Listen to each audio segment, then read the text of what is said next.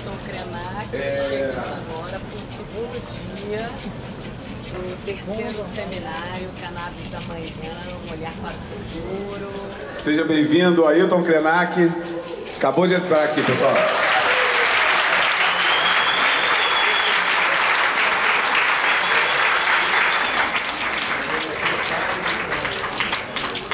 Muito obrigado, Ailton Krenak, pela sua presença. E, infelizmente, a gente tem um recado para dar sobre o Pedro Bial. O Pedro Bial testou positivo para a Covid e tem um recadinho que ele mandou especialmente para o seminário. Olá, amigos e parceiros da APEP. Infelizmente, nessa sexta-feira, fui diagnosticado com a peste. Depois de 2 anos e meio, o bichinho conseguiu me pegar, estou com Covid. Então, eu tive que cancelar a minha participação, minha ida ao Rio. Mas eu espero que todos aí se unam em torno dessa mulher honesta, séria, uma guerreira exemplar, Margarete Santos de Brito, que nos lidera nessa luta. Espero que nós superemos todos os desentendimentos, mal-entendidos e que nos unamos pela causa e vamos em frente. Eu não vou estar aí para ver o meu amigo Ailton Krenak, mas ele não precisa de ninguém para brilhar, ele brilha sozinho. Lamento só não estar na companhia dele.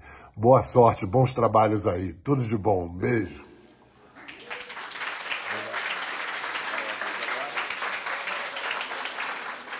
Quando escutamos os saberes trazidos pelos nossos antepassados, damos voz aos que tiveram em seus primórdios um profundo contato com a Mãe Terra. A terra nos oferece em forma de planta, sementes ou raízes, o que por vezes falta em nossas vidas. Imagine você caminhando em uma mata e dentre milhares de variedades de plantas, aferir o potencial terapêutico de cada uma para uma infinidade de situações que permeiam o nosso dia a dia. Isso sempre aconteceu e foi muito por conta dessa simbiose entre o homem e a natureza que a humanidade tanto se desenvolveu. Reconhecer e respeitar o conhecimento milenar, ancestral e profundo. Esse é o nosso dever. E para a mesa, resgate dos saberes ancestrais e plantas como o futuro da medicina, Ailton Krenak.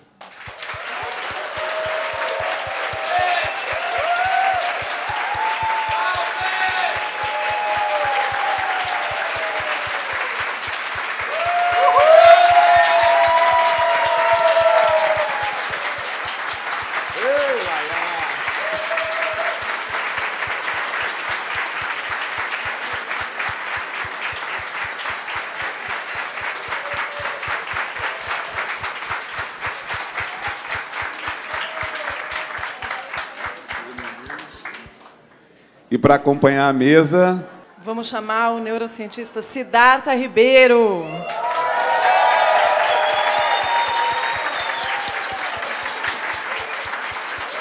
Esse microfone é nós, deixa aí.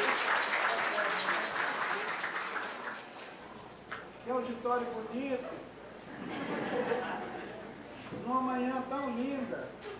Eu quero cumprimentar todos vocês que já estão nessa jornada e saudar a Margarete. Dizer a ela que nós estamos convidando ela para ficar tranquila.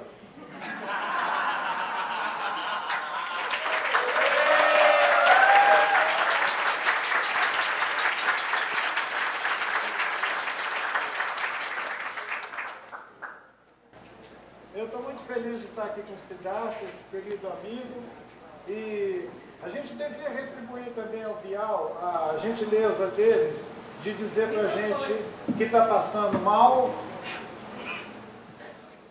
que ele está passando mal com essa história aí.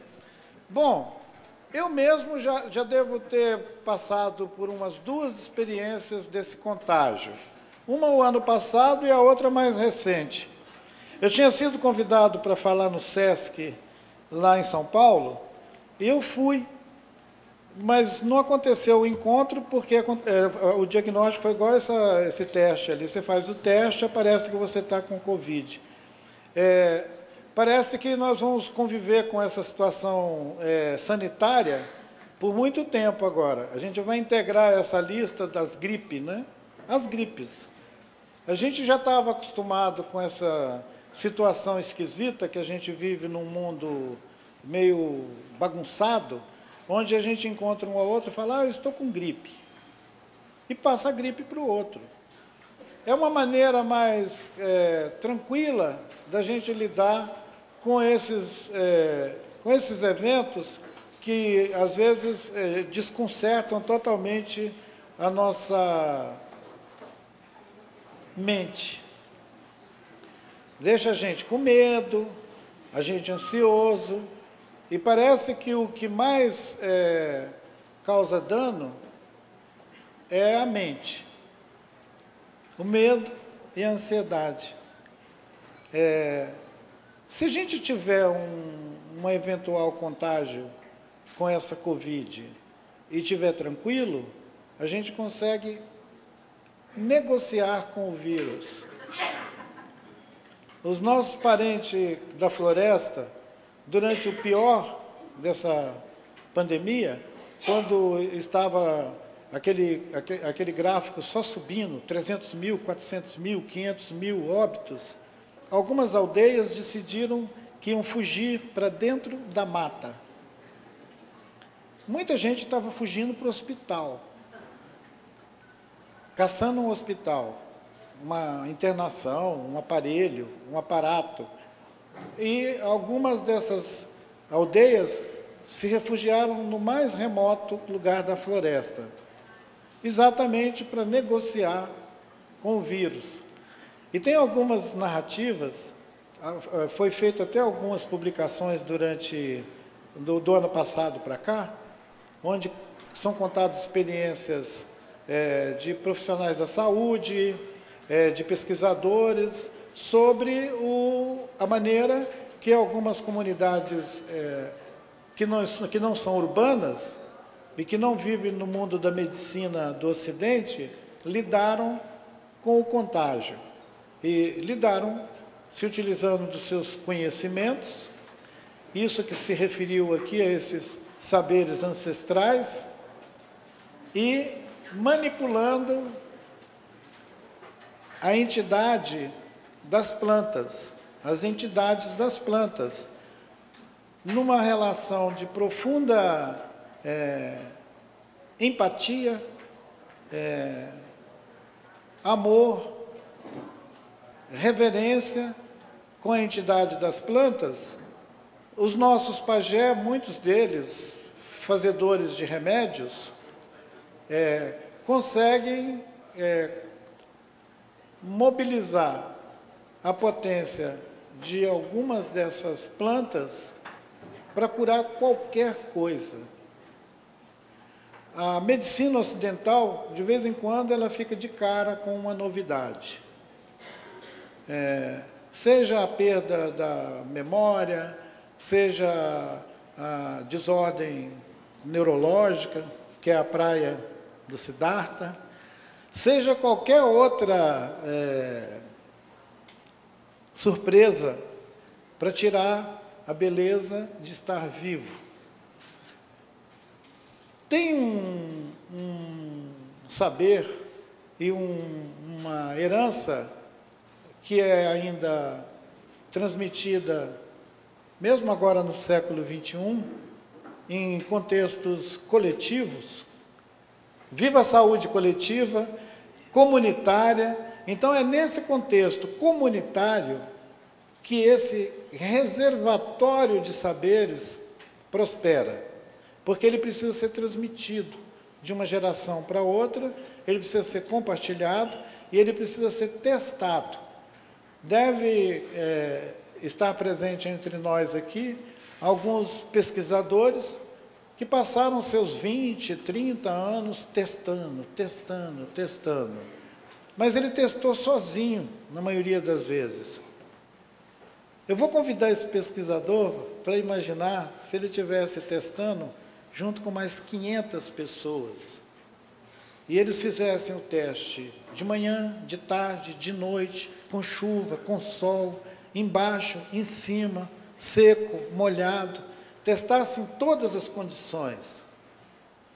Fazendo isso durante uns 500 anos.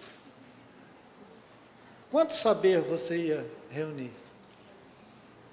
Quando a gente fala de saber, de conhecimento ancestral, nós estamos falando de alguma coisa que não é uma fabulação.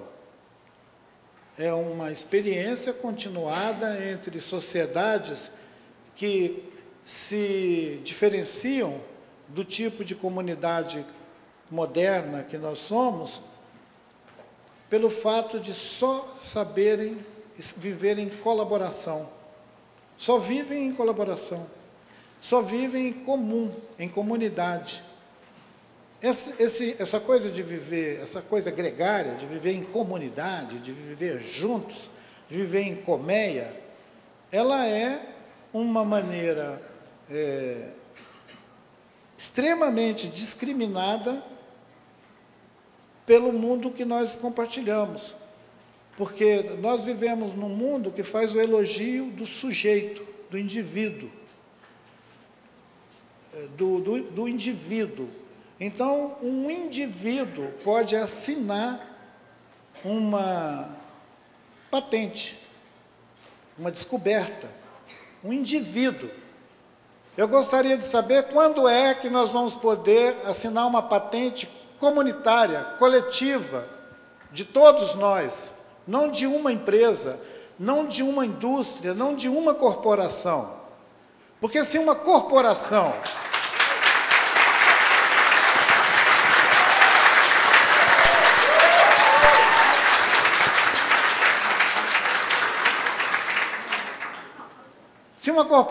pode se apropriar do saber comunitário que foi produzido ao longo de 500 anos, de 1000 anos, de 2000 anos, isso é um roubo.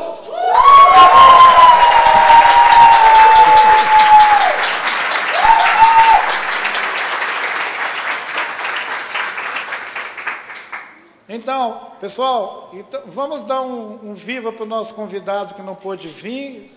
Viva, Bial! Viva! Obrigado. Agora a gente manda uma cura para ele também. Para ele sarar, ficar numa boa. Fica à toa. Fique à toa.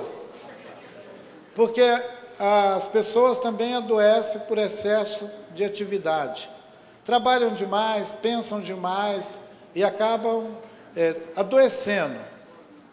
Nós precisamos aprender a ficar à toa. Essa planta que está provocando o nosso encontro aqui hoje, ela tem uma entidade dela.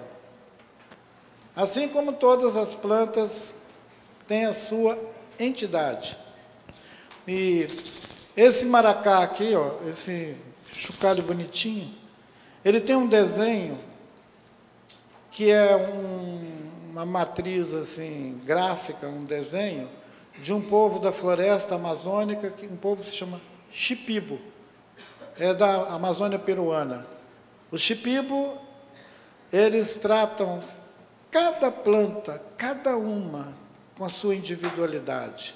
Cada planta, cada uma, com a sua individualidade. Se ela mudar de gradiente, se ela for para um lugar de altitude e sair de uma campina, ela já tem outra individualidade. Assim como nós. Numa mesma família, com um monte de filhos, cada um tem individualidade. Então, as plantas têm individualidade. Elas têm individualidade. E eu pensei, junto com o Siddhartha, que hoje a gente ia evocar a entidade da cannabis.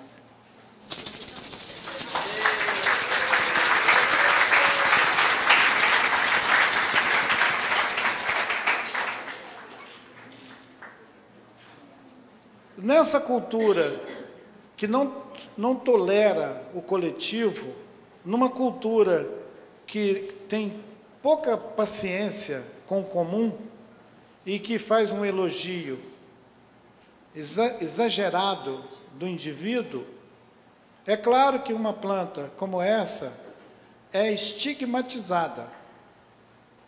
Ela é estigmatizada porque nós vivemos numa sociedade onde a apropriação e a exclusividade se constituem em valor. é um valor moral, é um valor cultural também, cultural. Mesmo as pessoas que buscam nas medicinas, seja nas medicinas plurais da floresta, seja nos saberes associados a essas medicinas, porque é muito importante a gente entender que toda medicina está relacionada a um saber, a um modo de conhecer as coisas. Toda medicina. Quando a homeopatia foi oferecida como terapêutica, as pessoas achavam que a homeopatia era uma extravagância. Os caretas adoram bioquímicos, adoram os fármacos, essa besteira toda, e tem pouca paciência com alguma coisa que pode parecer mágico. Deve ser mágico você pegar um frasco com água, pôr algumas gotas ali dentro e acelerar. Acelerar.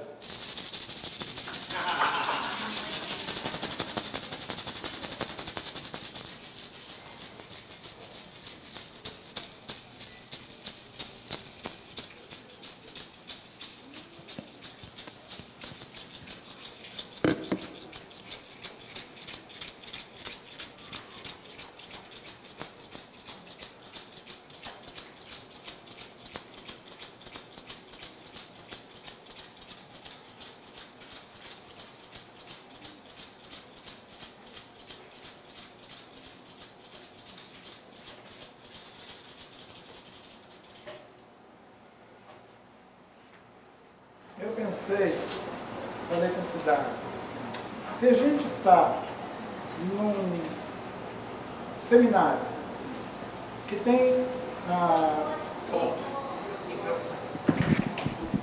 eu sempre esqueço do microfone.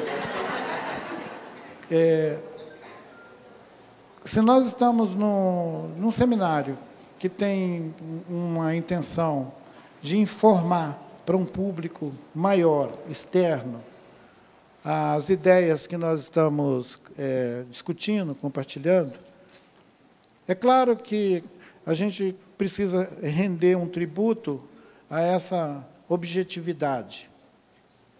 A gente precisa botar a nossa mente numa direção e produzir esse efeito social que a gente está engajado. Porque nós estamos cada vez mais nos encaixando numa sociedade tão complexa, gente, que a gente não consegue mais ter consenso sobre nada. Porque o tipo de sociedade que a gente está disparando é complexa demais. E a gente deseja simplificar isso. A gente deseja andar mais devagar. Como diz a canção do Lenine, o corpo pede um pouco mais de calma, né? Pede um pouco mais de alma. As plantas têm alma. Toda planta tem alma. Culturalmente, nós somos sugeridos de que a gente uma experiência de humanidade configurada pelo que a gente aprende como cultura. E estabelece uma divisão entre cultura e natureza. As plantas habitam essa natureza. As plantas vêm de um lugar remoto, a natureza. E nós, os humanos, essa abstração, produzimos cultura. Essa ideia de que a gente produz cultura, separado da natureza, ela pode estar na base do estigma que considera que algumas plantas são malditas e que outras são muito bem-vindas. Vocês já pensaram alguém proibir o cultivo de trigo? E se a gente difamar o trigo? Difamar o trigo.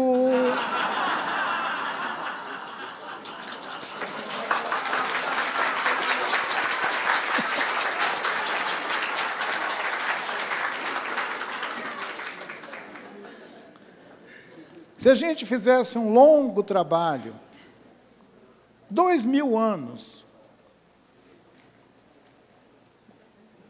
de desinformação sobre o trigo, discriminação do trigo, enxovalhar o trigo, as pessoas iam começar a olhar o trigo com desconfiança. E falar, aquele cara cultiva trigo. É capaz até dele comer pão. Ele é um panífero.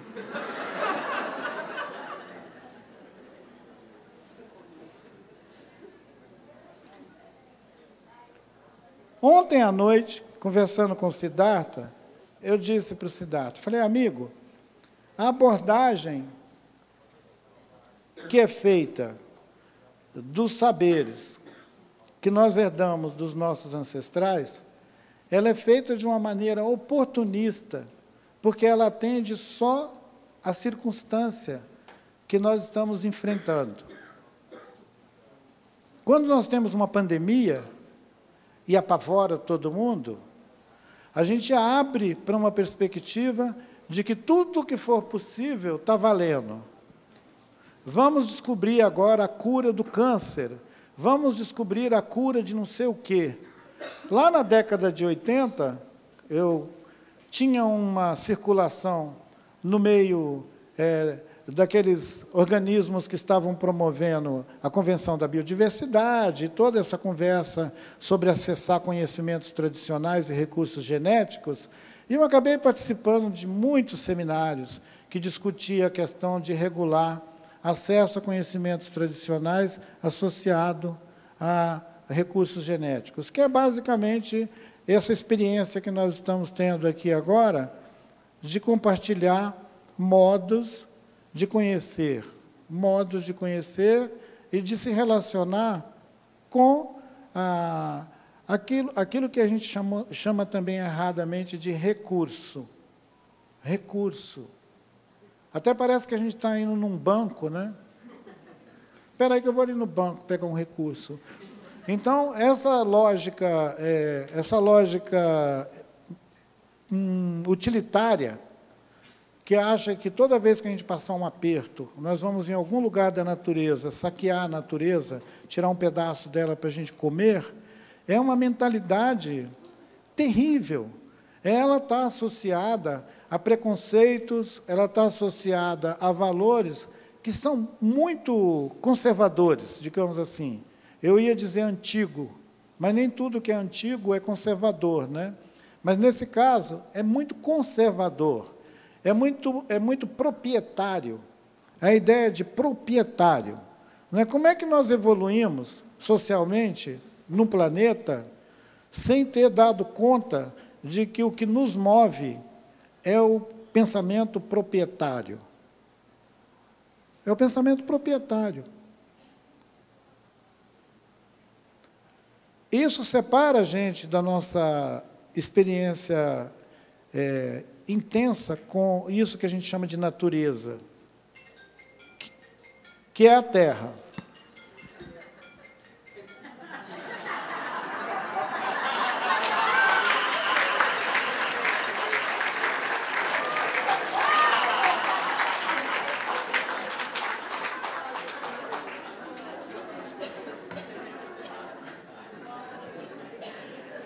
Viu? Então, pessoal, então, conversando, nós pensamos, será que a gente consegue convidar nossos companheiros de viagem para uma abordagem que não seja somente proprietária do assunto, onde nenhum de nós reivindica um privilégio em relação a esse saber, onde nenhum de nós reivindica um privilégio no acesso a esse conhecimento e que esse conhecimento possa ser percebido como universal, universal, no sentido universalizante, alguma coisa que é para todos, que é para todos. O ar que nós respiramos é para todos, mesmo que às vezes a gente tenha que disputar esse ar, porque em alguns lugares ele é danificado por esses processos todos que a gente compartilha, a indústria, o uso dos espaços, a gente torna o ar que nós respiramos sujo. E não é todo mundo que percebe que, às vezes, o ar está sujo, porque o nosso organismo se adapta a essa violência toda. Mas algumas pessoas que estão acostumadas a aspirar um ar puro, sentem de cara quando entram num ambiente que está com o ar todo sujo. Ar sujo. Então, nossos organismos se adaptam a condições, às vezes, muito ruins, muito precárias. O que isso tem a ver com o estigma que, ao longo da história, ficou relacionado a essa planta que nós estamos celebrando? É a cultura de onde cada um de nós vem, que contribuiu para que ela fosse estigmatizada e colocada em um lugar de disputa que talvez a maioria das pessoas tenham dificuldade para ver essa disputa. Essa disputa, ela retoma o sentido proprietário, aquilo que eu disse que nos move ao longo da história. As comunidades, os coletivos que ainda se garantem de viver juntos, compartilham os seus saberes e têm acesso a essas plantas livre, acesso livre. Não precisam de protocolo, nem se explicar com ninguém. Mas aqueles que perderam a liberdade de se constituir em comunidade sofrem todo tipo de censura, de controle e de violência, porque estão buscando acessar um recurso, um bem, que ele só tem sentido de fruição. Fruição no sentido, como a água do rio é próspera e corre, como o ar que nós respiramos, fruição. Mas, para a gente viver uma experiência de fruição, a gente tem que constituir comunidades. Comunidades. Não é essa que o meu aparelhinho do celular chamou agora, essa comunidade das redes de informação, mas de comunidades humanas. Comunidades humanas relacionadas com não humanos de uma maneira colaborativa, humanos e não humanos. Então, a gente pode saudar essa planta como uma entidade não humana, mas que nós acolhemos com reverência, né, com respeito, e sabendo que ela, para algumas pessoas, ela é a única maneira de passar a vida sem tanta dor, sem tanto desconforto, que é quando ela tem o uso curativo, medicinal, mas que, para muitas pessoas, ela é também a via de acesso a uma transcendência, a um contato com outra experiência, com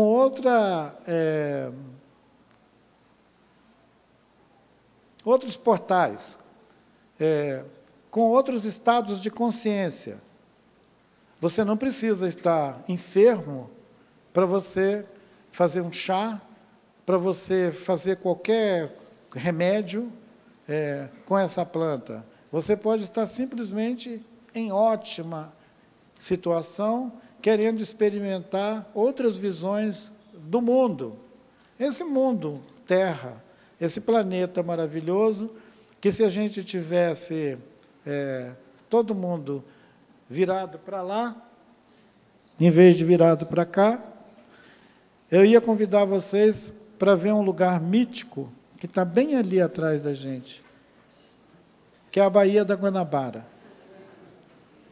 Na história do povo Dessana, Tuiuca, Tucano, os povos indígenas do Alto Rio Negro, ali é o Lago do Leite. É um mito ancestral, de origem do povo do Alto Rio Negro. O Lago do Leite é o lugar onde as nossas mais remotas herança de humanidade habitaram na forma de peixes, de seres das águas.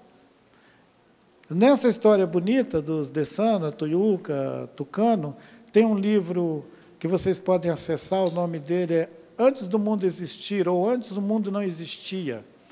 Tem um outro título também, uma variação dele, que é Antes do Tempo Existir. Então, antes do tempo existir, antes do mundo existir, desse mundo que nós, os humanos, configuramos, existiram outros. Nesse outro, ancestral desse aqui, a Terra estava se formando, essas montanhas, e esses lagos, eles foram habitat de humanidades anciãs, antes de nós. Essa humanidade que vivia ali era peixe. E eles ficaram milhares de anos nesses lagos, na forma de peixe. Depois eles saíram para a terra. Tem uma narrativa muito bonita dos tucanos, que tem um título de Canoa da Transformação. A Canoa da Transformação é a maneira que esse mito narra a nossa evolução. A nossa evolução. Cabeça, tronco e membros. Mas a gente já teve rabo, a gente já andou por aí, feito todos esses sáureos todos, e são nossos parentes. Então, a nossa possibilidade de nos perceber como organismo vivo da Terra, participando da Terra, ele reintegra a nossa própria psique a um pertencimento à biosfera do planeta Terra. A biosfera do planeta Terra é onde essa planta prospera junto com a gente. Então, nós somos essa humanidade que inclui tudo e que não exclui nada. E que não pode discriminar uma planta por valores culturais. Uma planta que é discriminada por valores culturais dos humanos é um equívoco grave e só mostra que os humanos estão ficando cada vez mais burros.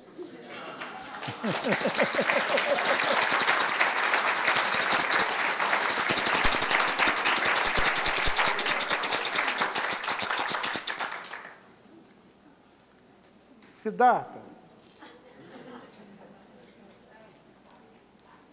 o que nós vamos falar agora?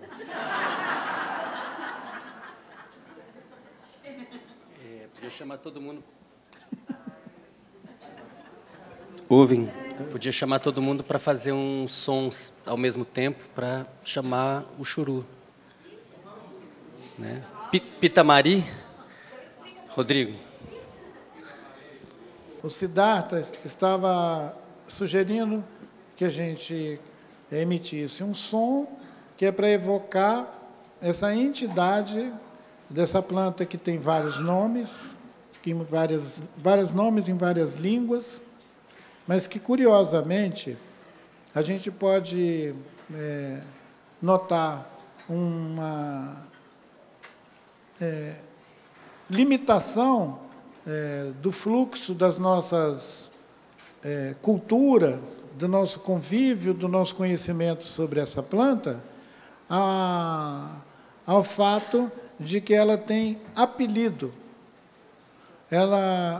As pessoas se referem a essa planta com seu nome científico, se referem a ela com seus apelidos, com seus nomes em diferentes idiomas ou contexto cultural, mas sempre perseverando naquilo que eu chamei de estigma, preconceito.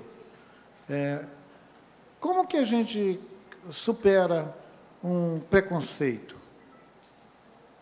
Por mais que a gente forme consenso sobre os possíveis acesso e uso dessa planta, como nós vamos superar o preconceito em relação a ela? Se esse preconceito foi historicamente edificado, instituído, ele tem origem em muitas ideias religiosas, né? Ele tem fundamento em muitos preconceitos de classe. Como diz o professor Kabengele Mungama, quem conhece o professor Kabengele aí? Esse querido mestre, ele é professor aposentado da USP, mas ele é um grande antropólogo, um cientista renomado, e que trouxe para o Brasil o debate sobre o racismo. E, num encontro que nós tivemos para discutir o racismo contra indígenas, ele disse: o racismo, ele se esconde sob as nossas peles. O racismo se esconde debaixo das nossas peles. Parece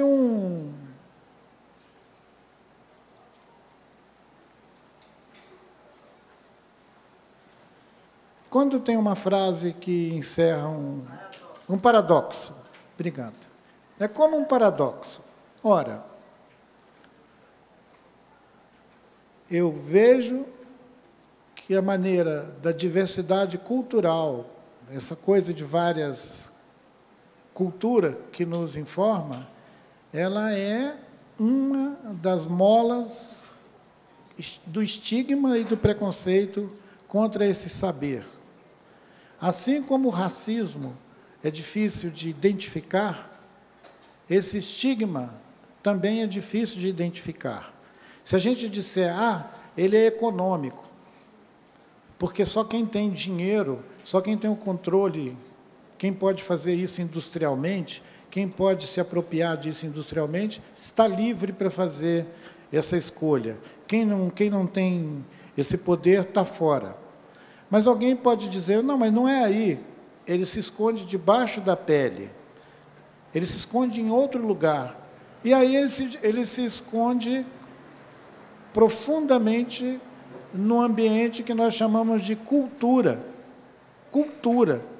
Então, quem sabe a gente deva fazer um trabalho persistente, bem feito, no campo da cultura, para a gente diminuir o estigma, difundir a informação e botar sol, botar luz nessa conversa, para ela não ficar sendo uma conversa secreta, né?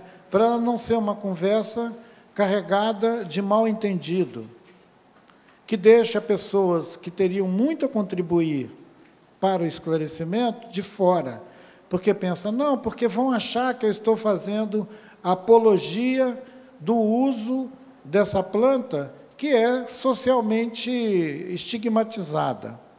É muito importante a gente olhar esse lugar da cultura que nós compartilhamos, que a gente acha que tudo bem. Não está tudo bem. A cultura, ela é um ambiente muito propício para produzir racismo, estigma e preconceito. Então, a gente não tem que ficar só fazendo elogio da cultura. Nós temos que questionar o modo de produção da cultura também, para a gente não ficar repetindo erro, reproduzindo preconceito e racismo.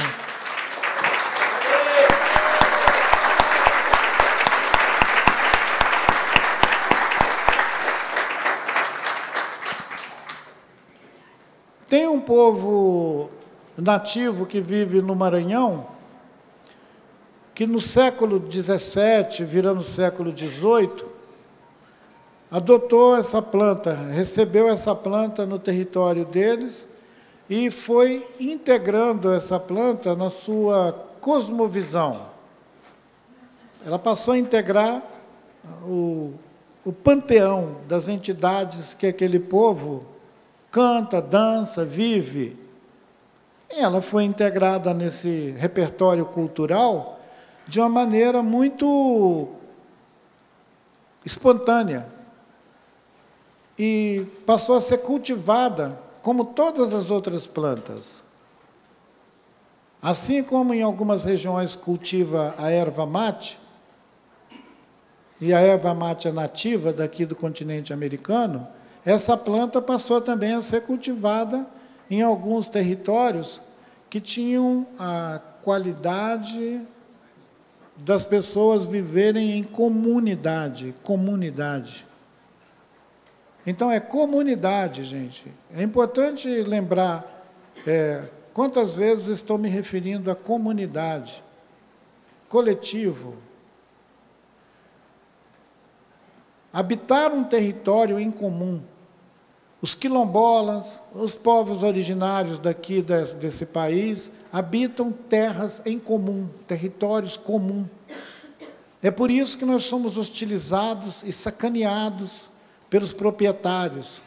As pessoas querem acabar com a possibilidade de continuar existindo comunidades humanas que são capazes de produzir saberes e de criar resposta para os seus próprios problemas. Uma comunidade é capaz de produzir saberes e criar respostas próprias. Mas quando a gente fica nessa espécie assim de caos global, ninguém concorda com nada e o preconceito prolifera. É muito importante a gente ressaltar os aspectos sensíveis e resolutivos que a vida em comunidade proporciona. Mas como nós somos todo mundo chamados a viver essa experiência urbana, essa experiência metrópole, a ponto da gente ter 80% da população do nosso país vivendo em cidade. 80% da população do país vive na cidade.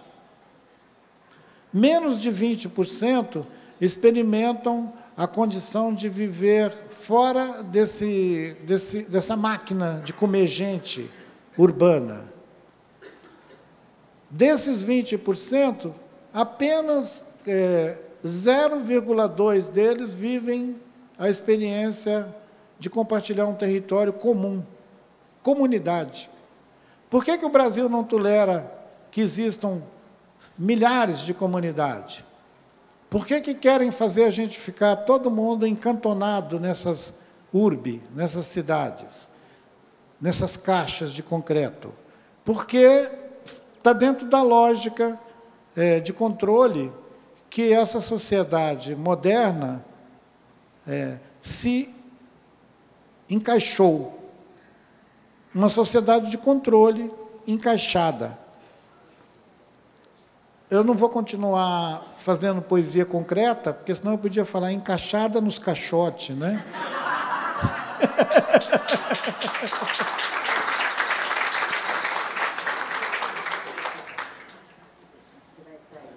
Então, vocês vão ficar, depois que eu e Siddhartha falarmos, ainda com outras pessoas falando também.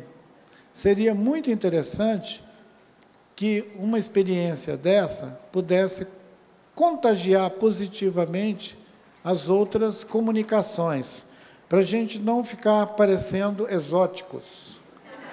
Certo?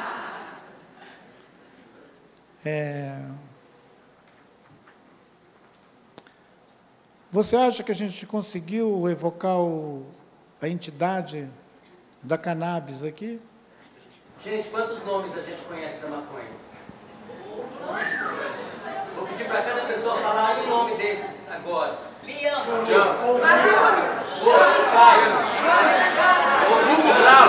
Erva sagrada.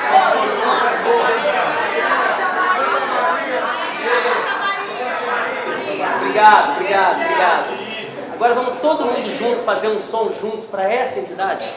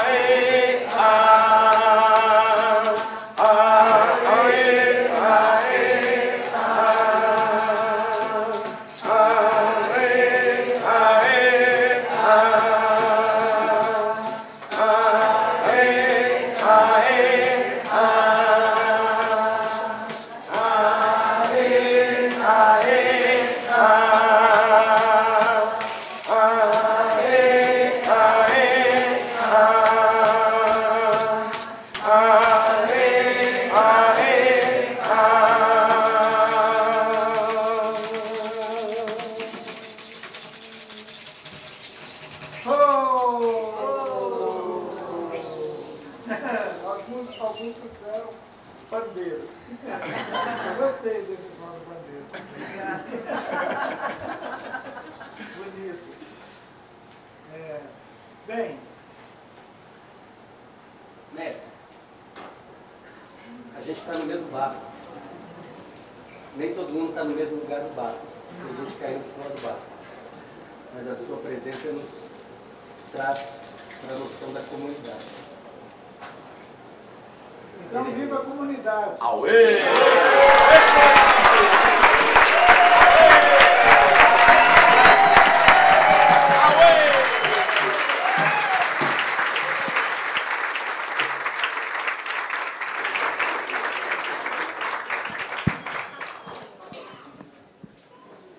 Gente, agora a gente vai abrir para as perguntas. Obrigado pela aula. Meu nome é Wilson, eu tive a oportunidade de, durante 2 anos, trabalhar com os Yanomami, e aquilo ali mudou a minha vida, né? Conheci o Davi Copenaua, e a pergunta que eu queria fazer para você é o seguinte: provavelmente alguns aqui já leram o livro A Queda do Céu, né, dele com o Bruce Albert, e a pergunta que não quer calar é o seguinte: ainda temos tempo de evitar a queda do céu? Wilson. Obrigado, Wilson, de você lembrar do nosso querido Copenau Yanomami e desse magnífico livro dele, A Queda do Céu. Esse livro está orientando debates em universidades na Alemanha, no mundo inteiro. Ele foi traduzido para o Brasil depois de ter sido publicado na França, na Itália. Muitas universidades estão tomando essa cosmovisão Yanomami como uma novidade para novas pesquisas no campo, por exemplo, do sonho, que é a matéria que o querido Siddhartha trabalha com muita especial atenção, né? Procurando aproximar essas visões do estado lúcido, desse estado objetivo, que a gente constitui a realidade, e questionando também isso que a gente chama de realidade. É muito interessante que a narrativa A Queda do Céu, ela trata de aspectos muito muito vasto sobre a formação das florestas, isso que a gente chama de ecossistema. Tem uma descrição muito especial sobre a floresta amazônica, esse contorno que a gente chama de floresta amazônica. Na narrativa Yanomami, parece um conto infantil a gente chamar isso de floresta amazônica, tá? Você olha e fala, caramba, essa gente há 2000 anos já falam que essa coisa é isso e a gente está aqui parecendo uns patetas. A complexidade desse sistema, onde a compreensão da produção da chuva, da produção da água e da própria produção da floresta, desse organismo autorregenerante, que é capaz de sustentar o céu, a narrativa de que a floresta sustenta o céu. É maravilhoso. Para além da poesia que constitui a floresta segurar o céu, ela revela também um outro saber muito importante. Se a gente não tiver floresta, nós estamos ferrados.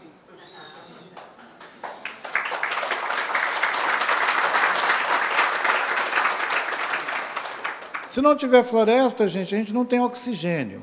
Os nossos oceanos já estão, assim, bagunçados. Tem uma montanha de PET no fundo do Pacífico.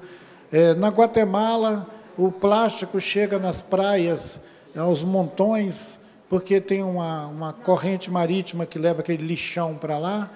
E a nossa desordem no planeta é tão absurda que chega a ser realmente cretino estigmatizar uma planta e relacionar isso com comportamento e fazer julgamento uns dos outros.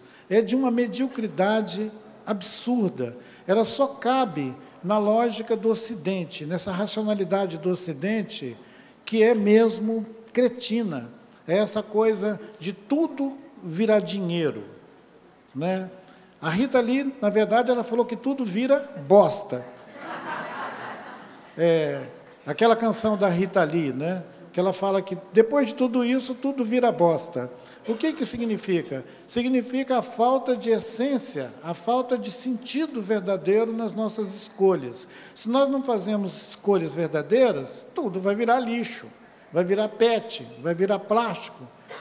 Nós deveríamos direcionar um pouco da crítica e da observação que a gente faz sobre essa sociedade complexa para o fato da gente continuar usando petróleo.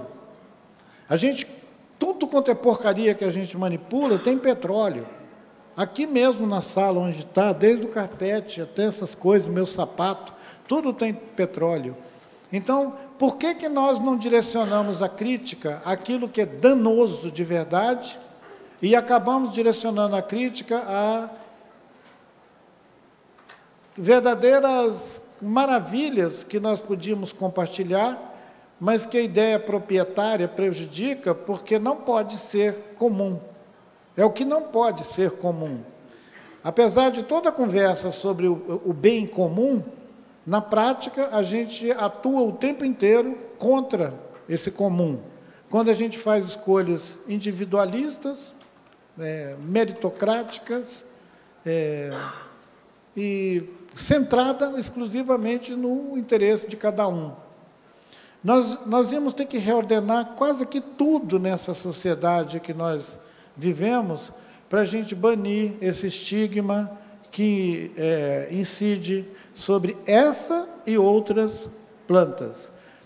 O céu vai ficar no lugar que ele está enquanto a gente for capaz de produzir novas visões sobre nós mesmos, os humanos.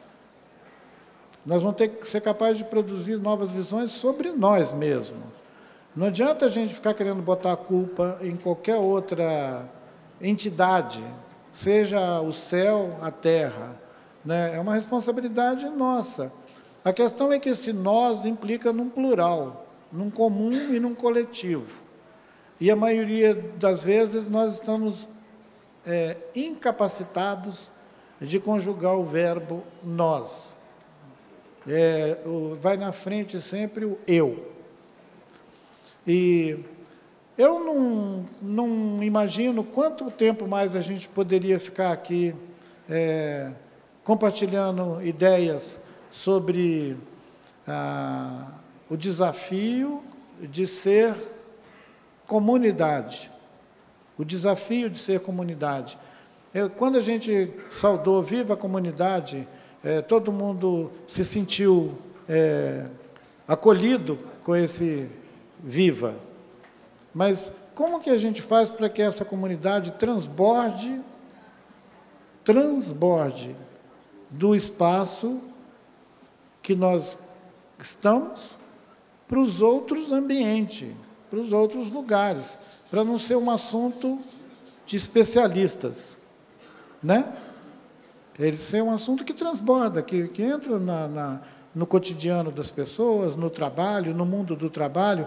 O mundo do trabalho que nos demanda tanto, que solicita tanto a gente, esse mundo do trabalho tem que ter entrada para essa experiência.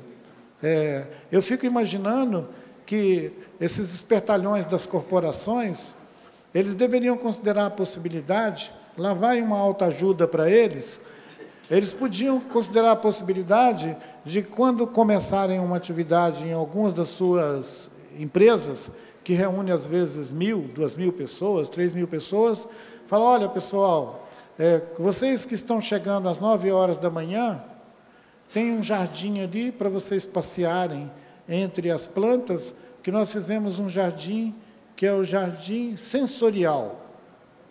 Vocês vão passear no jardim sensorial e depois vocês vão para o seu lugar de trabalho. Mas, quando vocês chegarem aqui, vocês vão para o jardim sensorial. E lá no jardim sensorial, você pode pitar, você pode tomar um chá, você pode simplesmente meditar no meio dessas plantas para você aprender a conhecer um pouquinho mais o poder que elas têm de te ajudar. Então, já está dada uma dica aí. Vamos ver quem é o executivo que vai querer lançar a ideia.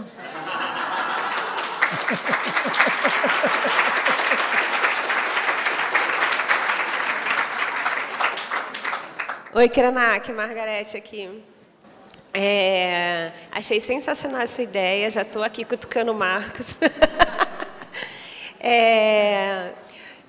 Quando a gente conversou por telefone, eu te contei que eu tinha acabado de ler aquele livro,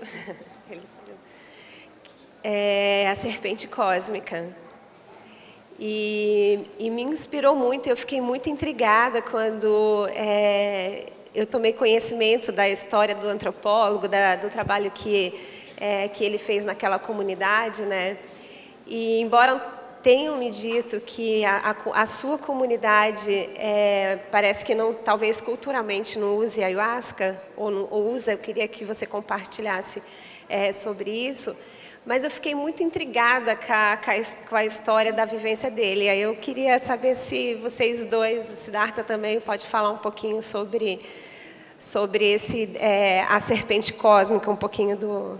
Deixa eu só complementar. Na verdade, o que é interessante do Serpente Cósmica é porque ele, quando toma ayahuasca, ele conversa, ele se relaciona com as plantas, no sentido das plantas, do DNA das plantas, dizerem para ele, para o xamã, né, se aquela planta serve para o quê, né? Porque a gente tem sempre essa curiosidade do que, como que os indígenas, né, quem está na floresta, consegue descobrir para como que aquela planta, ele sabe que aquela planta, se ele esquentar aquela planta, serve para tal doença, né? Então, como que essa relação do saber da planta, né, funciona dentro da comunidade, né? Foi feito referência a um autor chamado Jeremy Narby. O Jeremy Narby, ele veio ao Brasil já algumas vezes e Uma amiga nossa publicou, inclusive, o livro dele aqui no Brasil, com o título que foi mencionado aqui, o DNA. Ana, as plantas...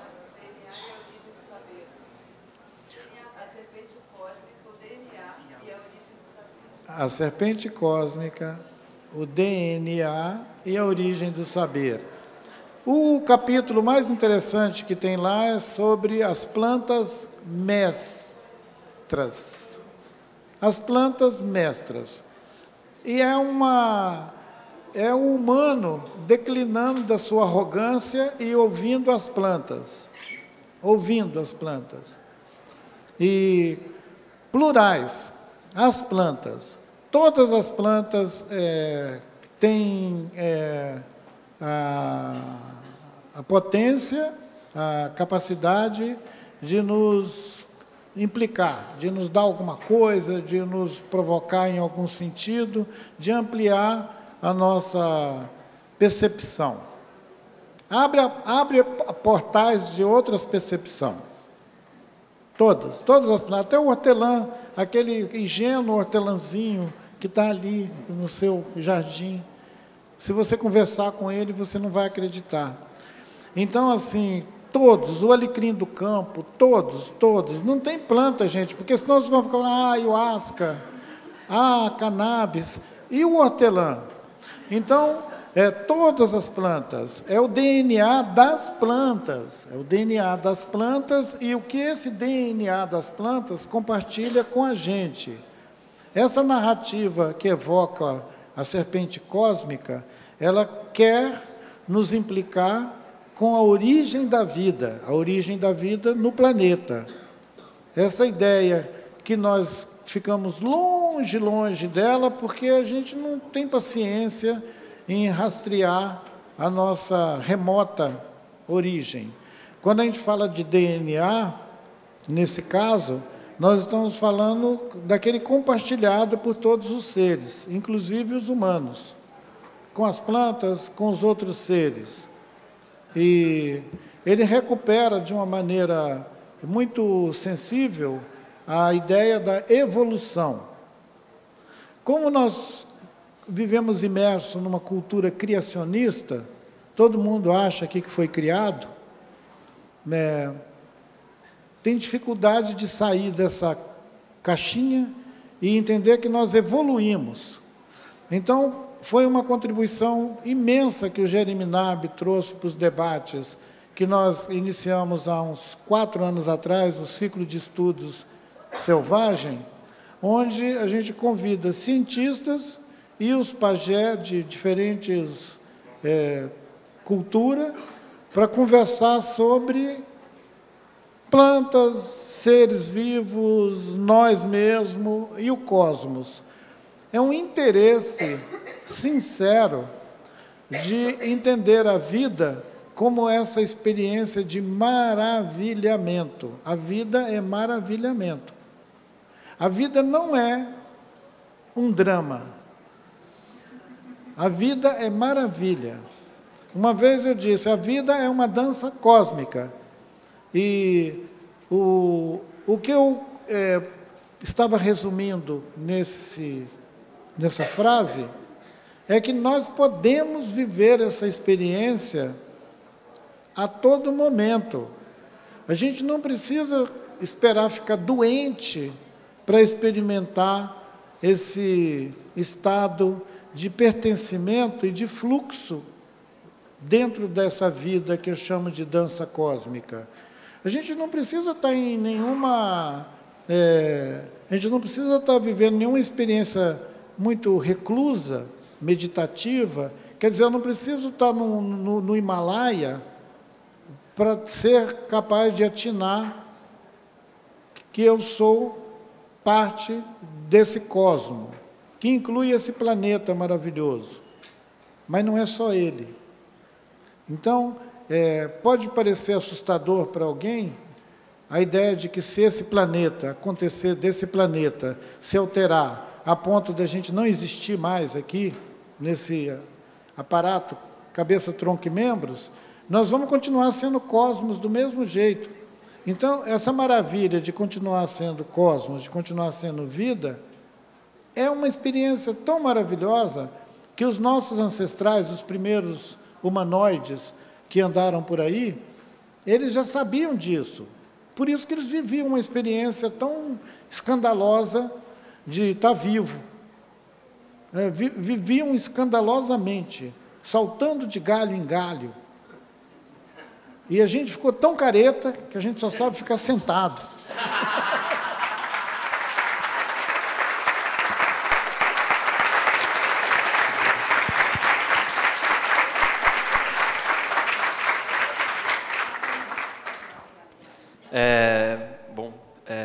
Primeiro de tudo, é um prazer enorme estar aqui. E é realmente emocionante poder estar vivendo isso e tendo um pajé, um neurocientista e, enfim, tudo que vocês estão trazendo aqui. Eu sou o Gabriel, eu sou da Associação Alternativa, a gente é lá de Santa Catarina, na Praia do Rosa. E a gente tem um trabalho onde a gente busca um relacionamento muito próximo, né, com os povos indígenas. A gente tem trabalhos lá com os Guarani-Mbiá e com o povo Runicuim também, com um parceiro que é o Mapu Runicuim, do Centro Huancario Xibu. Nessa relação, obviamente, a gente aprende muito, a gente consegue conceber e está no nosso dia a dia, né, o quanto que essas plantas mestras são parte de uma enciclopédia de saberes, né, que para além. E tem algo muito interessante que, às vezes, o Sandro, que está ali, que é eu sou um neurocientista, mas ele que é o feitor, ele que faz o feitio da medicina, do óleo. E muitas vezes chega a gente, né, paciente nosso, assim, associado, que estava tomando o óleo com um certificado de análise, que veio lá da gringa, não sei de onde e tal, e de repente troca para o nosso óleo, e fala assim, pô, esse óleo que está funcionando, é isso que está acontecendo. E o Sandro fica indignado, né, que ele fala, como que esses caras que têm o equipamento de CO2 e não sei o quê, e faz extração, e tem laboratório, fazem um óleo que tem no papel, né, mais propriedades ou mais características fitofármacas, e aí chega o nosso, e é o nosso que resolve a vida. E eu falo para ele assim, cara, que não tem o teu rezo, né? Porque só quem é de associação sabe o que é ficar, às vezes, 2 dias em volta do fogão ali, né, para apurar, para cozinhar essa medicina. E eu brinco com isso, e aí agora a gente está, felizmente, crescendo, atendendo mais associados, e estamos no processo de construir um laboratório, de contratar equipamento, e a gente está preocupado, tipo assim, cara, e aí, né? Como é que vai ser, tipo... Porque começa a ser aquele ambiente cada vez mais estéril, com controle, com tudo que a gente acha que é importante, que precisa ter, né? Precisamos avançar nisso para dialogar com essa nossa sociedade, com esses padrões, né? Para entrar, né? Para entrar nesses espaços. Então, como que a gente faz, né? A gente está falando de, além de construir um laboratório, construir uma casa de rezo para chamar os nossos irmãos, os parentes, para de vez em quando fazer algo também. E eu queria muito que você falasse, Ailton, então, como que a gente equilibra? Porque eu acho que se eu chamar o Siddhartha e a gente fizer um ensaio clínico e colocar como uma variável lá, né, o rezo do feitor, né, talvez seja um dos caminhos. Enfim, eu queria que você falasse muito sobre o que é isso, né, esse Akan, essa essência da planta, porque como a gente não perder isso, Krenak?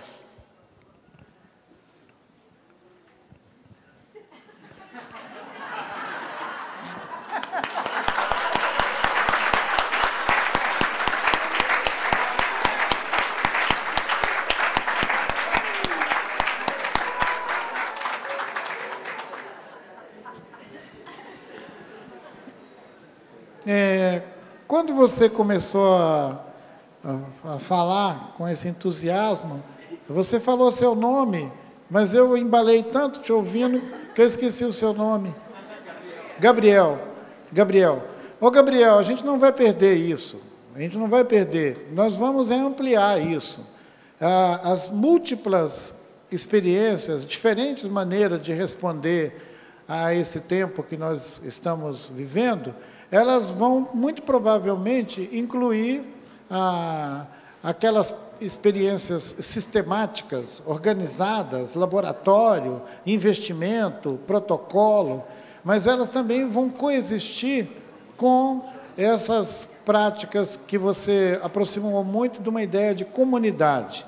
Como a gente falou em comunidade aqui, você também mencionou os parentes, mencionou referências Runiquim e dos nossos parentes Imbiá, Guarani. Então, são comunidades. Vai continuar existindo essa constelação de pessoas, comunidades, instituições, avançando essa conversa nos próximos, talvez, sei lá, 10 anos, vamos imaginar. Até o ponto em que a gente tenha protocolos, porque como a gente vive nessa comunidade complicada dos civilizados, vai ter que fazer um protocolo, porque senão alguém vai chegar lá no seu fogão, no seu feitio, e vai desfazer, quebrar tudo e falar que não pode. Então, a gente precisa estar, ao mesmo tempo, sabendo o que está acontecendo no plano do desenvolvimento de terapêuticas, a apropriação disso pelo campo das diferentes práticas terapêuticas e sendo capaz de continuar fazendo a maneira que as nossas comunidades conhecem. A outra pergunta que estava ficando sem resposta lá na minha aldeia, a gente não tem a prática de fazer os rituais da ayahuasca, que foi perguntado aqui. Os Krenak são cabeça dura. Então, os nossos antigos, eles não usavam nem tabaco, né? Eles não usavam tabaco, não usavam essas plantas que são parentes da ayahuasca, e não conheceram nem o cultivo, nem o uso comunitário da cannabis, nem nomearam ela. Tudo que eu aprendi sobre as plantas que expandem o estado de consciência foi com os parentes de outras etnias, de outro povo. Porque teve um tempo na minha juventude que eu organizei um movimento indígena que não existia. E para eu poder organizar o movimento indígena, eu tinha que dançar e tomar as bebidas dos meus parentes.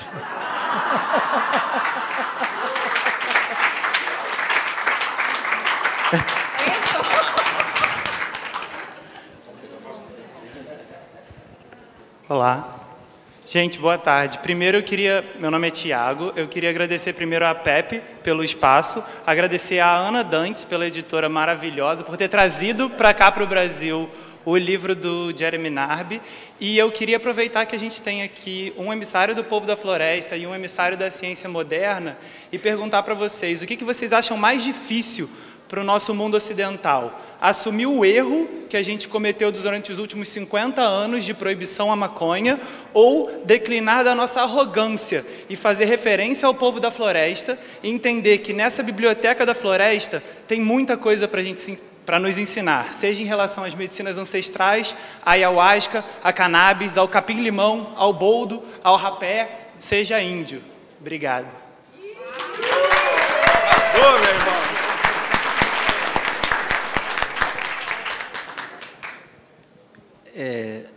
Aqui estamos todos concordando, então é bem fácil a gente se entender sobre certas coisas, né? É uma conversa mais difícil aqui fora daqui.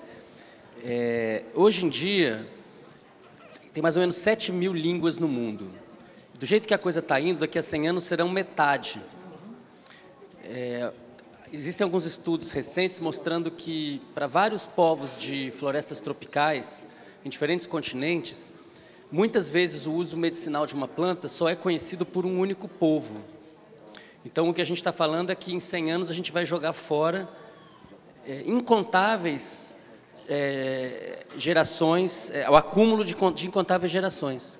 A gente está diante de uma extinção não só em massa de espécies, mas uma extinção de saberes. E o Ailton tem nos inspirado a sonhar como é que a gente sai dessa? A gente se enfiou nessa doença da mercadoria, né, para usar as palavras do Copenau Yanomami, que, como vespa, continua picando e dizendo, está errado. A gente está errado. Se a gente não entender na realidade que está errado, que é mudar o jeito de estar no mundo, e buscar formas que já deram certo, que são ancestrais, que podem salvar o nosso futuro, a gente está frito. E aí, o Ailton ensinou isso, a primeira vez que a gente se encontrou virtualmente, eu com o meu otimismo apocalíptico, e ele falando, mas deixa primeiro, o capitalismo capotou, você já está querendo ver que vai dar certo, deixa ele terminar de capotar.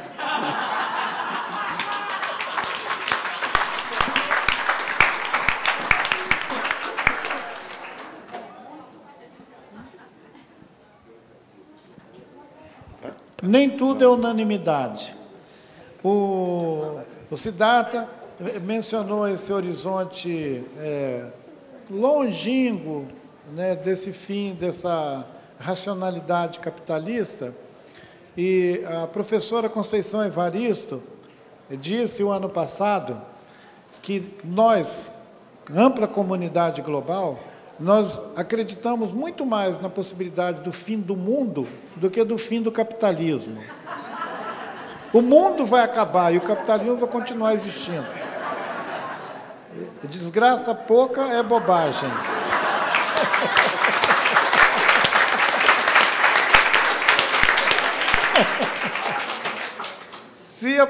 Se a Conceição Evaristo vaticinou sobre o negócio, sobre o assunto de que nós somos mais agarrados a essa racionalidade de que tem amanhã, vai ter depois da manhã, tem o ano que vem, esse papo furado, essa narrativa ela é reconfortante, é uma narrativa.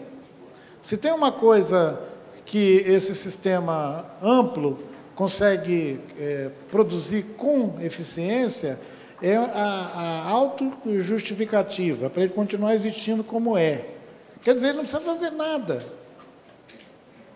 O capitalismo é uma coisa que não precisa fazer nada. Ele deixa a gente se matar por conta própria. Então, é desse jeito. A lógica é essa. Para inverter isso, como foi feita a pergunta, nós teríamos que fazer uma experiência que não vai ser simultânea em todos os lugares do mundo, mas que está acontecendo de maneira interessante em algumas camadas. Por exemplo, a ayahuasca. A ayahuasca foi estigmatizada da mesma maneira que outras plantas irmãs dela. Mas, por ela experimentar uma onda, um contexto favorável à sua circulação, ampla circulação, ela começou a se espalhar para além dos territórios onde ela tem ocorrência, indo para regiões daqui do metrópolis brasileira, depois Nova York, e Londres, Paris, Tarará, Dubai, Tel Aviv. Eu vi uma festa em Tel Aviv que vocês não acreditam. Parecia uma rave. Tinha 2.000 caras pulando, quicando, depois de ter participado de rituais de ayahuasca. O que significa isso? Um moralista vai dizer, não, avacalharam com a ayahuasca. Mas alguém que pensa o tempo vai dizer, estão reeducando as pessoas, novas gerações vão ter outras percepções sobre essas plantas que os seus pais não tinham, que por puro preconceito não tinham. Então, vai ter novas gerações que vão olhar de outra maneira a experiência de expansão da consciência, o sentimento de bem-estar, o contentamento, como é bom para cada pessoa na sua experiência singular que essas plantas existam e que a sua circulação entre os povos seja reconhecida e assegurada, garantida. Não é garantida, que ela possa ser usada. muitas pessoas passaram altos aborrecimento para alcançar esse grau de circulação, né? Algumas das pessoas que foram pioneiros em atravessar o oceano na forma líquida, de levar a bebida da ayahuasca para a Europa, alguns ficaram presos em Paris, ficaram presos na Espanha. Tem a história do tio Chiquinho, Chico Corrente ficou preso na Espanha como se fosse um terrorista. Ele foi enquadrado como terrorista, quer dizer, porque ele estava carregando uma planta, uma bebida, ele é um terrorista, né?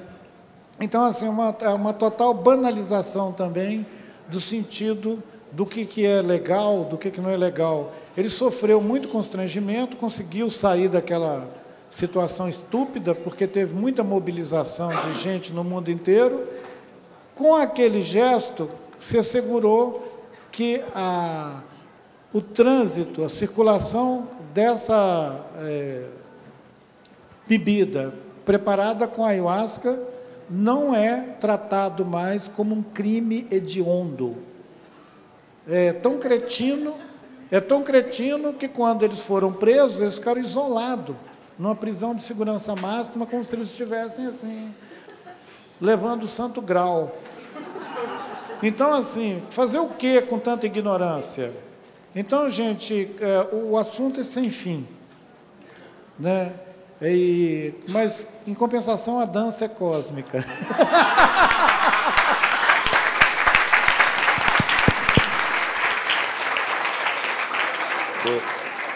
Bom, eu sou Valcler, sou lá da Fiocruz, atualmente assessor de Relações Institucionais lá da Fiocruz, acompanhando todo esse processo, e sou médico sanitarista também. E eu queria, resgatar um pouco do que você falou no início aqui, que é o diálogo dessa mesa com as outras, né? Ou seja, daqui a pouco eu estava reolhando a programação aqui, a gente vai ter tem o Paulo Teixeira, que estava há pouco aqui, deputado, tem questão jurídica, tem médico debatendo dor, debatendo outras patologias e tal. E ontem, quando eu estava falando aqui, eu estava falando duas coisas, né? Uma dimensão do pé no chão e a dimensão da utopia. Não a utopia daquele jeito que a gente critica, né? Que eu acho que todos nós realmente somos utópicos e tal. E eu queria, Siddhartha e Krenak, fazer uma pergunta para vocês que, na verdade, não é uma pergunta, é uma provocação.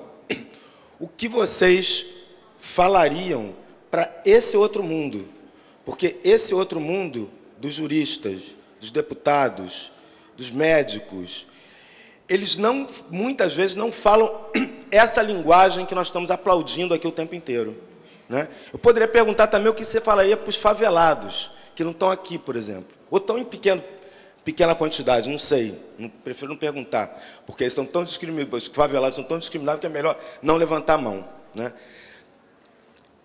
O que vocês diriam para essas coisas que vão acontecer? O que vocês colocariam para esses diálogos que vão acontecer depois aqui, né? Com esses médicos, com esses juristas, com esses parlamentares, que, na verdade, estão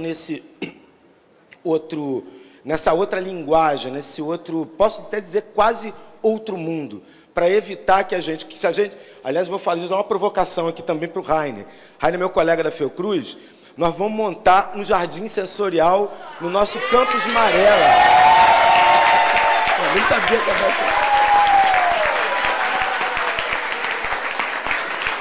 Não,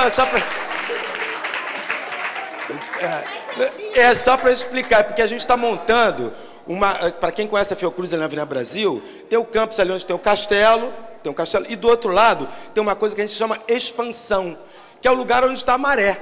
E a Anísia resolveu chamar esse lugar de Campus Maré, que é a maior favela daqui do Rio de Janeiro. São 140 mil moradores de favela. E nós estamos remodelando esse campus. E a ideia veio, então eu estou aceitando aqui com o Rainer, que também é habitante lá do que eu estou também trabalhando lá. Então nós vamos montar e queremos te convidar para estar lá para a inauguração. Tá? Vou passar, mas não queria deixar de esquecer a pergunta que eu fiz, tá? Então, o que vocês colocariam para exemplo? Vou passar direto para a Luísa, que a Luísa também tem uma questão para colocar, e a gente fica aqui, depois encerra as perguntas. Oi, eu sou a Luísa. Grata pela sua fala, Ailton. Muito obrigada. Queria perguntar, simples e complexa, como você segue com essa alegria de viver, com tantos problemas que a gente tem no mundo? Como você tem essa energia toda para passar para a gente, esses saberes e esse sorriso? É isso.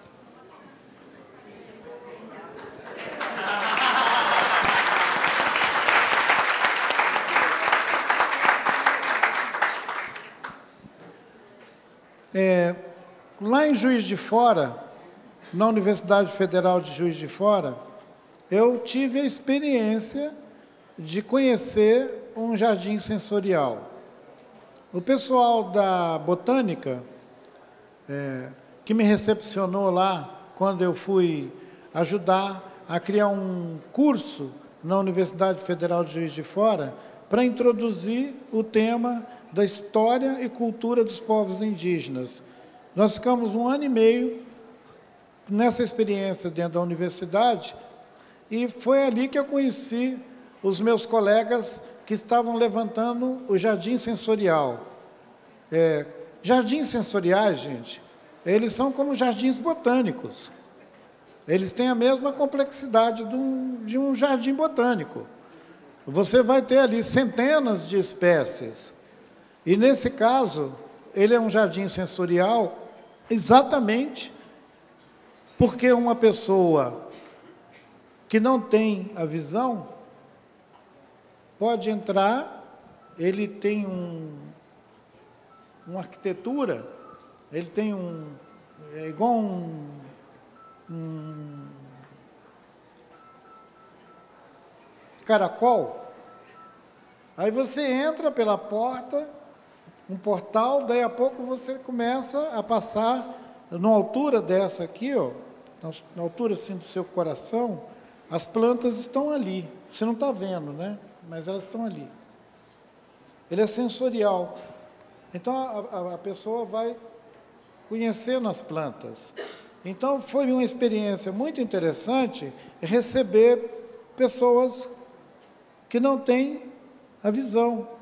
A maior parte dos visitantes são comunidades de pessoas privadas da visão que vão lá para conhecer as plantas, porque ali elas falam com a pessoa, elas dão o cheiro delas, as essências delas, e é maravilhoso porque depois você pode pedir uma descrição para uma pessoa cego, e ele faz uma descrição da visita ao jardim, ele consegue descrever 60, 80 plantas para você, dizendo se ela tem caule, se a folhinha dela fura, se é macinha, o que você sente quando você passa perto dela.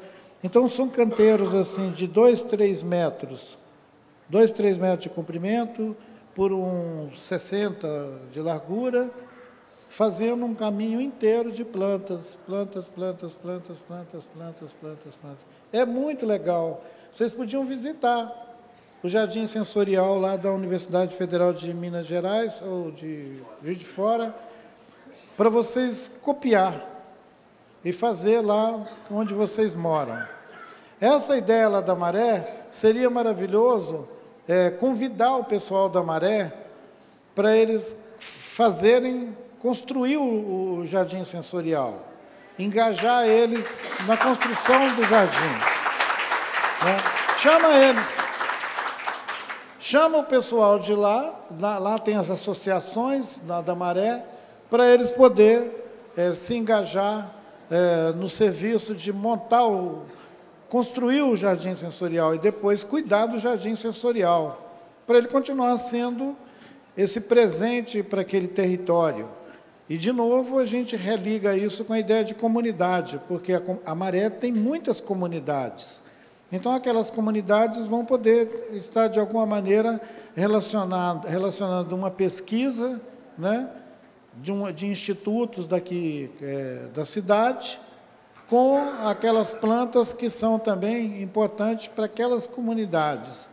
É uma maneira da gente transitando desse lugar de estigma e preconceito para um lugar de conhecimento, de experiência mais expandida, né?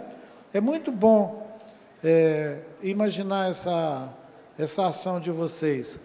Mas vamos provocar também para que a ideia do jardim sensorial seja possível na rotina também. Aquilo que eu falei da rotina, alguém que vai começar uma jornada de trabalho num lugar onde 200, 300 pessoas vão passar algumas horas do dia constrangido no mundo do trabalho, né? Confinado no mundo do trabalho, sentado no mundo do trabalho. Antes de ir para aquele lugar de trabalho, podia ter a oportunidade deles passar no jardim sensorial, que não precisa ser igual aquele lá do campus da universidade, que é um jardim botânico, mas que ele coubesse num espaço corporativo, já que o destino, por algum tempo, de todo mundo é ficar relacionado nesse ambiente corporativo. As universidades, por exemplo, eu acho tão óbvio. A universidade deveria ser um lugar que, para entrar na sala de aula, você passa num jardim sensorial. Aí você entra na sala de aula. E entra muito melhor na sala de aula. E como o Siddhartha falou que nós estamos todo mundo aqui de acordo uns com os outros, então vamos implementar o jardim sensorial.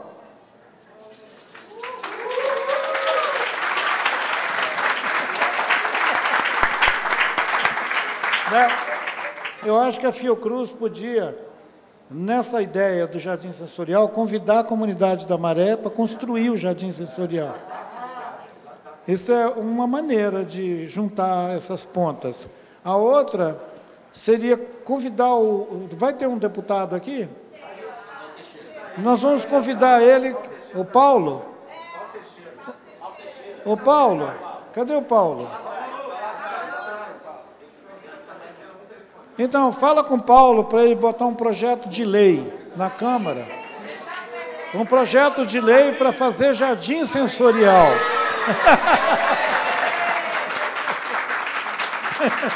Então, o Paulo vai promover jardim sensorial em todos os lugares possíveis. Certo, Paulo? Combinado.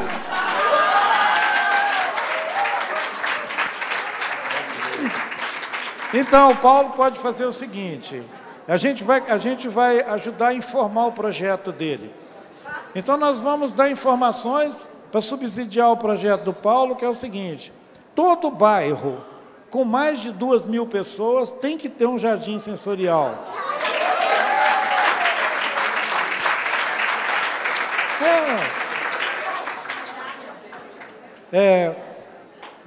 Se quiser fazer junto com a feira orgânica, pode.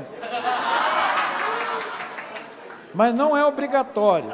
Agora, o jardim sensorial torna-se, por lei, obrigatório. O prefeito, os vereadores, todo mundo tem que se engajar nisso. É uma maneira do assunto parar de ser só nosso e ser um problema dele. Bom, eu te cumprimentar, Ailton, te cumprimentar, Siddhartha, Margarete, mas eu tenho feito um trabalho de jardins sensoriais em São Paulo. São hortas onde tem fitoterápicos, né? Plantas medicinais. E essas hortas estão avançando para o tema da cannabis também. Mas, e esses jardins têm todo tipo de medicamento. E o que tem sido feito é recuperar os saberes tradicionais, ancestrais, da medicina, não é? Porque é com o povo nordestino, é o povo indígena que mora em São Paulo. Então, nós estamos fazendo inúmeras hortas e tem um convênio com a Unifesp, com o Sebride, que é exatamente onde esteve o nosso grande mestre que faleceu, o ano passado, Carline, Elisaldo Carline. Em homenagem ao Carline, nós estamos fazendo os jardins sensoriais que você nos sugeriu. Obrigado, Paulo. Maravilha. Então, se a gente continuar otimístico desse jeito, nós vamos acabar fazendo jardim sensorial para todo lado no Brasil, né?